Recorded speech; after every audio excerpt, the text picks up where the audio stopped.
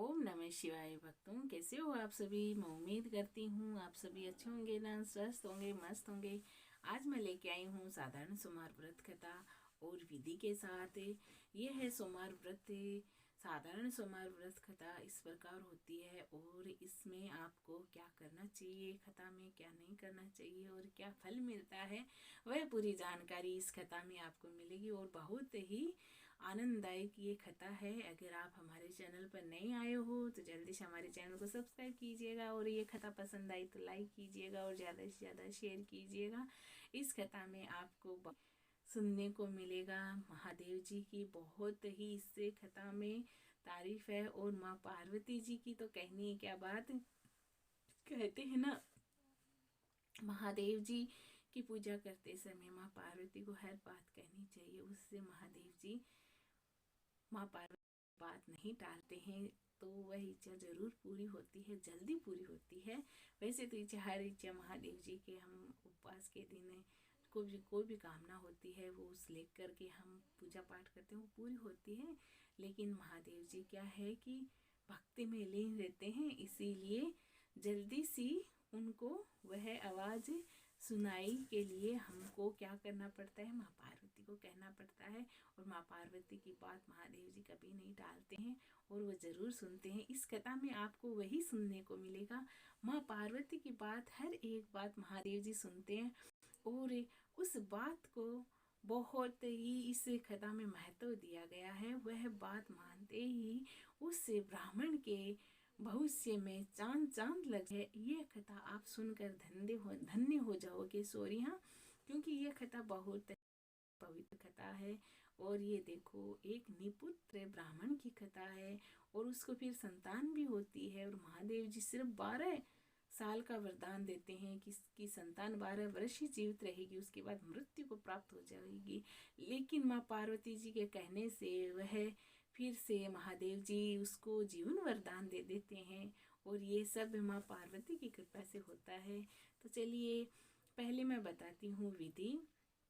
देखो, सोमवार के दिन सुबह उठकर नहा धोकर भगवान शिव के मंदिर में एक जल का लोटा लेकर जाना और दीपक भी लेके जाना। जल चढ़ा के शिवलिंग पर और बेलपत्र चढ़ाकर दीपक लगाकर महादेव जी की आरती जरूर पढ़ना। और उस दिन आपको झूठ नहीं बोलना है, यह आप बात ध्यान में रखें। उससे क्या है कि आपका व्रत सफल हो जाए। अगर आप झूठ बोलोगे कोई भी बात को हंसी मुस्कुराहट में भी तो वह आपका व्रत है वो भंग हो जाएगा। तो क्यों ना हम ऐसे संकल्प करके करें व्रत कि हे महादेव जी आज वैसे तो देखो झूठ नहीं बोलना चाहिए, लेकिन कभी कभार क्या है कि किसी को बचाने के लिए भी झूठ बोला जाता है। तो वैसा झूठ भी नहीं बोलना है, किसी प्रकार का झूठ नहीं बोलना है। इसमें कथा में यही दिया गया है कि महादेव जी के व्रत के दिन, वैसे कोई भी व्रत में हमें झूठ नहीं बोलना है। और विशेष करके इस बात को आप ध्यान में रखें, जैसे कि कोई थारी मारी करते हैं ना, चुगली लुगाइयों में होती है, औरतों में बहुत खास तौर पर मानी जाती है। देखो मैं भी एक औरत हूँ लेकिन मैं ऐसी बात कर रही हूँ। लेकिन ये बहुत ही आम बात है, एक चुगली करना वह बिल्कुल नहीं करना है। व्रत के दिन आप ये बात जरूर ध्यान में रखें, क्योंकि औरतें करते हैं ज़्यादा व्रत उपवास, तो इसीलिए औरतों को मैं ये बात कह रही हूँ। अगर आप उपवास कर रहे हैं तो चुगली ना करें आप किसी की, ये बात आप ज़रूर ध्यान में रखें। अगर कोई औरत आपके पास आके ही बैठती है तो जल्दी से वहाँ से उठ जाइए, अगर आपको अपना व्रत सफल करना है तो। नहीं तो कीजिए, आप पूरे दिन भूखे भी रह जाओगे और किसी की चुगली भी करोगे तो आपका व्रत सफल नहीं होगा, इसीलिए आपका जीरो हो जाएगा फिर से। इसीलिए आपको कुछ पुण्य कमाना है तो किसी का आप मेल ना धोए।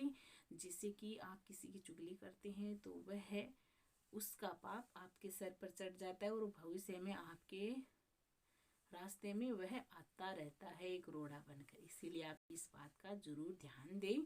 देखो मैं कहाँ बात पर आ गई, मैं आपको कथा कहने वाली हूँ और कौन सी कथा में आ गई, तो चलिए मुझे माफ़ कीजिए। देखो, साधारण सोमवार व्रत कथा की इस प्रकार कथा है, जैसे कि हम सुबह पूजा पाठ कर लेते हैं, उसके बाद में हमको क्या करना है, भगवान का नाम लेना है, महादेव जी का, और कथा प्रारंभ करनी है। तो सभी बोलिए श्री गणेशाय नमः। तो महादेव जी की कथा इस प्रकार है। ये साधारण सोमवार व्रत कथा है। ध्यान पूर्वक सुनना। हाथ में गेहूं या जो भी है, गुड़ चना लेना या फिर आप कुछ भी लो, हाथ में अन्न लेना है, चावल ले लो। और वह फिर कथा इस प्रकार सुननी है। एक बार क्या हुआ, एक ब्राह्मण बहुत दुखी रहता है और महादेव जी की पूजा अर्चना विधि पूर्वक करता रहता है। तो एक दिन क्या हुआ कि महादेव जी से माँ पार्वती कहती है कि महादेव जी से कहती है कि ये आपका अन्य भक्त है और ये सदैव ही आपकी पूजा अर्चना बड़ी श्रद्धा से और प्रेम से करता रहता है। इसकी पत्नी भी बहुत ही अच्छी है, वह सुंदर है, वह सुशील है, वह भी घर पर पूजा करती है, मंदिर में नहीं आ पाती है। और जो ब्राह्मण है वह मंदिर में जाकर पूजा करता है। अब क्या होता है, माँ पार्वती जी महादेव जी से कहती है कि ये है रोज पूजा अर्चना करता है, इसकी आप मनोकामना क्यों नहीं पूर्ण करते, इसको किस बात का दुख है।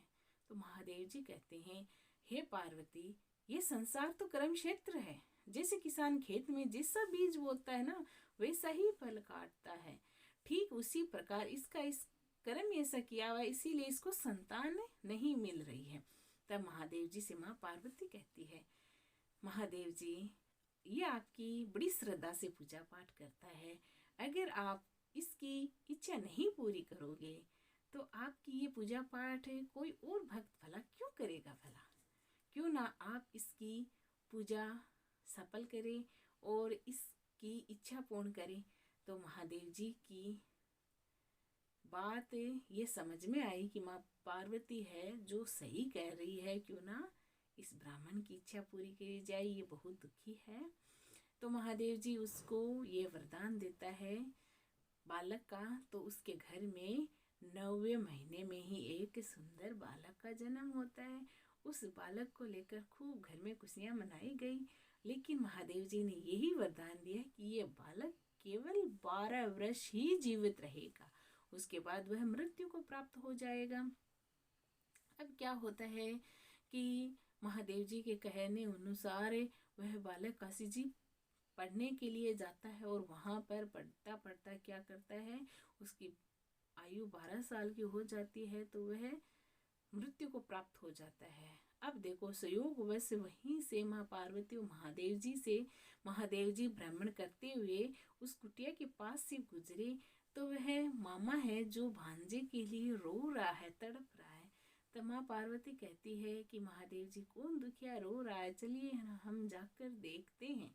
तो माँ पार्वती जी के कहने पर महादेव जी जाते हैं। माँ पार्वती तुरंत पहचान लेती है कि ये तो वही ब्राह्मण का पुत्र है जो आपके वरदान से हुआ था महादेव जी।